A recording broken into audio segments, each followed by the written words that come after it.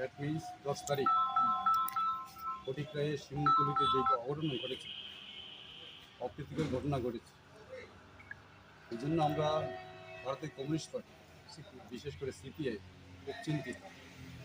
আমরা ফটিকরায়ে শিমুলতলিতে এখানে ঘটনা হয়েছে, কতগুলি বাড়িতে আগুন দিয়েছে, তার চাঁদার ব্যাপারে সামান্য একটা ঘটনা নিয়ে, এবং মসজিদের উপর আক্রমণ করা হয়েছে বা সাধারণ লোকের উপর আক্রমণ করা হয়েছে, এবং একজন লোক এখন হাসপাতালে ভর্তি আছে। ওই জায়গাটা আমরা সরজমিনে দেখার জন্য, ওইখানে যারা আক্রান্ত হয়েছে তাদেরকে আমরা দেখার জন্য আমরা ভারতীয় কমিউনিস্ট পার্টির পক্ষ থেকে আমরা এখানে এসেছি। এখন আমরা থানাতে এই কারণে এসেছি, থানার বক্তব্য হলো, মানে এসডিপির বক্তব্য, মহাপ্রশাসনের বক্তব্য হলো এখানে 163 দাঁড়িয়ে আছে।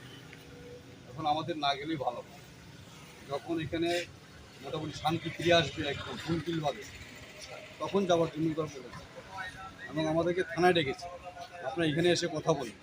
তাই আমরা যে ল অ্যান্ড অর্ডার যাতে সমস্যা না হয়, আইন শৃঙ্খলা যাতে কোনো সমস্যা না হয়, তাই আমরা সরকারের বা প্রশাসনের যে আইন 160 দাঁড়িয়ে আছে ওর বিরুদ্ধে আমরা যাইনি। আমরা শুধু এখানে এসেছি, উদ্দেশ্য ছিল আমরা ওইখানে যাওয়ার জন্য।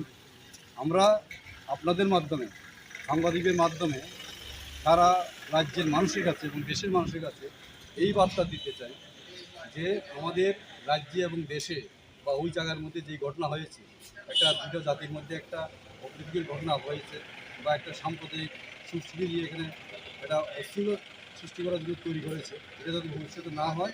আজকে আমরা এইচডিবির সঙ্গে কথা বলেছি, এইচডিবি আমাদের আশ্বাস দিয়েছেন যে এখন মোটামুটি শান্তি আছে এবং আরও একটু শান্তি কীভাবে তৈরি করা যায় আমরা চেষ্টা করব। এবং পাশাপাশি যারা সংখ্যালঘু আক্রান্ত হয়েছে, তারা বাজারঘাট করতে, বাজারে উঠতে, কেনাকাটা করতে তাদের সমস্যা হচ্ছে, তারা ভয় পাচ্ছে, আতঙ্কিত হচ্ছে। এটা যাতে তারা সুশৃঙ্খলভাবে করতে পারে, আমাদের শাসক, মহকুমা শাসক এবং এসডিপি আমাদেরকে আশ্বাস দিয়েছেন, এটা করবেন উনি বলেছেন। এবং ওনাদের যে চিকিৎসা আক্রান্ত হয়েছে বা খাদ্য বা ওইখানে তারা কীভাবে আছে এগুলো তারা ব্যবস্থা করবে বলেছে, আমরা থেকে আশ্বাস দিয়েছে আমাদের কাছে। আমরা এই কারণে এখানে এসেছি যাতে শান্তি সম্প্রীতি যেগুলো আগের মতো ফিরে আসে। হ্যাঁ, আমরা এটা ওনার কাছে পেশ করেছি এবং উনি আমাদেরকে আশ্বাস দিয়েছেন, বিশেষ করে এই জন্য আমরা ভারতীয় কমিউনিস্ট পার্টি সিপিআই একটা প্রতিনিধি দল এখানে যাওয়ার বসে এসেছিলাম, কিন্তু আমার বক্তব্য হলো এখন না গেলেই ভালো হবে, আইন শৃঙ্খলার এক অবনতি হতে পারে।